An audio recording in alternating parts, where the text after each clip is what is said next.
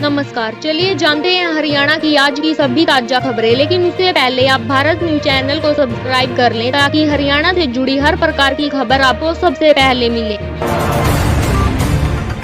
गुरुग्राम में आज से इलेक्ट्रिक बस सेवा की शुरुआत हुई। पहले चरण में 25 बसें चलेंगी। यह सेवा पर्यावरण को ध्यान में रखते हुए शुरू की गई है और किराया सामान्य रहेगा। रेवाड़ी के बावल क्षेत्र में स्कूल बस और बाइक की टक्कर हो गई, जिसमें बाइक सवार युवक गंभीर रूप से घायल हुआ। युवक को इलाज के लिए जिला अस्पताल में भर्ती कराया गया। भिवानी के बड़वा गांव में एक संदिग्ध बैग मिला, जिससे गांव में सनसनी फैल गई। पुलिस मौके पर पहुंचकर जांच कर रही है। बम स्क्वाड भी बुलाया गया। कैथल में आज सुबह तेज बारिश के कारण कई इलाकों में जल भराव हो गया। सड़कों पर पानी भरने से ट्रैफिक प्रभावित हुआ और स्कूल जाने वाले बच्चों को परेशानी हुई। पानीपत के इसराना क्षेत्र में नहर में नहाते समय 2 युवक डूब गए। गोताखोरों की मदद से एक का शव बरामद कर लिया गया और दूसरे की तलाश जारी है।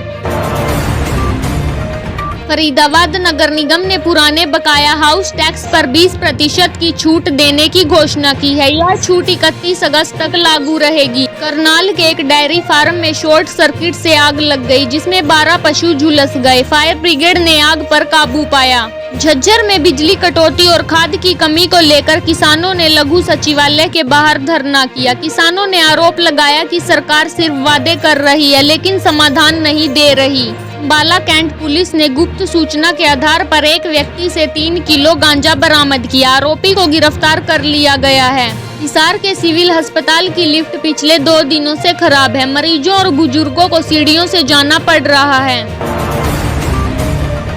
रेवाड़ी की एक महिला को फोन कॉल के जरिए KYC अपडेट के नाम पर 5 लाख की ठगी का शिकार बनाया गया। पुलिस ने साइबर सेल में मामला दर्ज कर जांच शुरू कर दी है। सोनीपत में डेंगू के केस लगातार बढ़ रहे हैं। आज कुल 12 नए मरीज सामने आए हैं। स्वास्थ्य विभाग ने फॉगिंग और सर्वे अभियान तेज कर दिया। चंडीगढ़ में आज CM नायब सैनी की अध्यक्षता में कैबिनेट मिशन की अहम बैठक हो रही है। कई नई योजना और नियुक्तियों पर चर्चा संभावित है। मेवात के एक सरकारी स्कूल की दीवार अचानक गिर गई। हालांकि उस समय कक्षा में बच्चे नहीं थे। प्रशासन ने जांच के आदेश दिए हैं और भवन की मरम्मत शुरू कर दी गई है। रोहतक PGI में तकनीकी कारणों से OPD पंजीकरण में देरी हो रही है। मरीजों को लंबी कतारें देखी गई। प्रशासन ने सर्वर अपडेट की बात कही।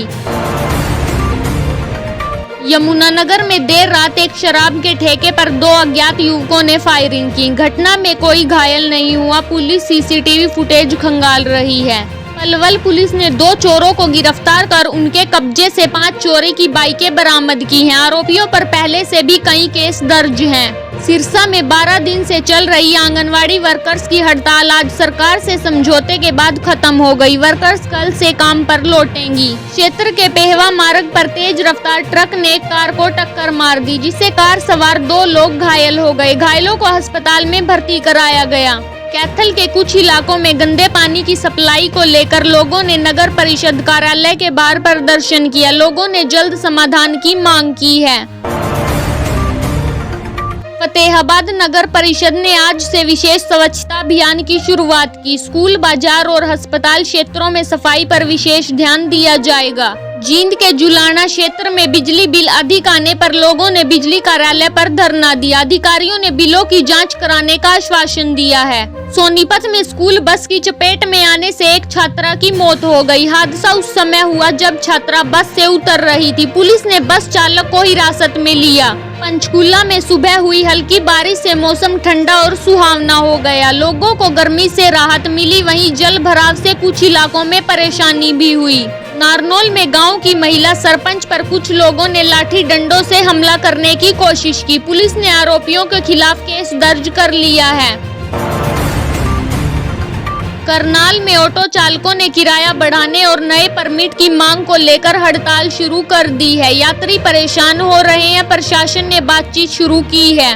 रेवाड़ी में पुलिस ने डीजल चोरी करने वाले गिरोह को पकड़ा है। इनके पास से ड्रम, पाइप और एक गाड़ी भी बरामद की गई है। गुरुग्राम में आज से 2 दिवसीय स्टार्टअप एक्सपो शुरू हुआ है। इसमें 100 से ज्यादा युवा उद्यमी अपने इनोवेटिव आइडियाज को प्रदर्शित करेंगे। पानीपत में ट्रैफिक पुलिस ने बिना हेलमेट और गलत दिशा में चलने वाले वाहन चालकों के खिलाफ सख्ती दिखाई, सैकड़ों चालान काटे गए। हिसार में कृषि विभाग द्वारा किसानों के लिए फसल बीमा योजना का विशेष शिविर आयोजित किया गया। अधिकारियों ने किसानों को आवेदन की प्रक्रिया समझाई।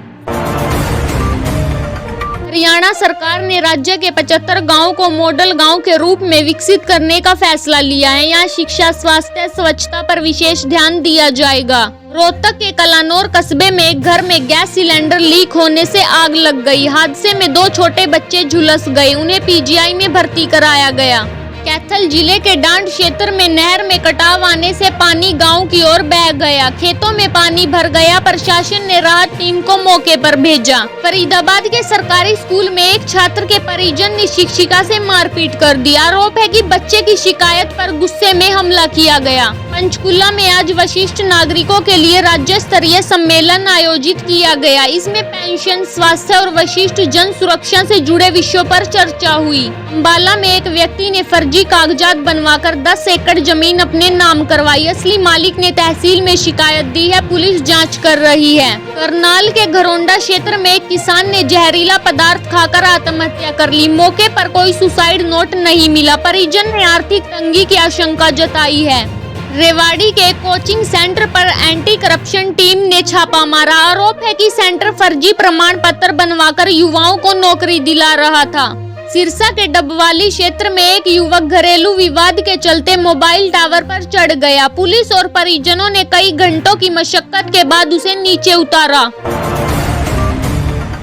फतेहाबाद में एक कॉलेज छात्रा के साथ छेड़छाड़ का मामला सामने आया है। पीड़िता की शिकायत पर आरोपी युवक को पुलिस ने गिरफ्तार कर लिया। गुरुग्राम के पालम विहार में तेज बारिश के बाद एक बच्चा नाले में गिर गया। फायर ब्रिगेड और एनडीआरएफ की टीम तलाश में लगी है। हिसार के नागरिक अस्पताल में मेडिकल स्टाफ अपनी मांगों को लेकर हड़ताल पर चला गया है। मरीजों को इलाज के लिए काफी परेशानी का सामना करना पड़ा। झज्जर पुलिस ने एक मकान में छापा मारकर जुआ खेलते 9 युवकों को रंगे हाथ पकड़ा है। पुलिस ने मौके से नगद और ताश की गड्डियां जब्त की हैं। रेवाड़ी के एक वरिष्ठ माध्यमिक विद्यालय में पेयजल की भारी समस्या है। छात्र पानी के लिए इधर उधर भटकते हैं। अभिभावकों ने शिक्षा विभाग से शिकायत की। करनाल में पहली बार राज्य स्तरीय महिला कबड्डी लीग का आयोजन हो रहा है। प्रतियोगिता में 12 जिलों की टीमें हिस्सा ले रही हैं। दर्शकों का उत्साह देखने लायक है।